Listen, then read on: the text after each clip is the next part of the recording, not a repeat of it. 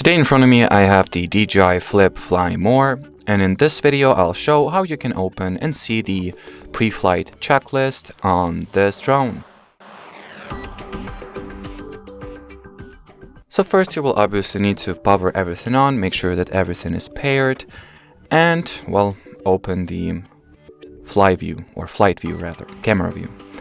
Now here to your top left, you'll find this run-in row, which is going to tell you whether you have any issues that may get in the way of you piloting or flying this drone. So the text that you'll see here may be different from mine, since as you can see mine says that there are no satellite positioning. Anyway, just tap over here, and as you can see the flight checklist is going to pop right out.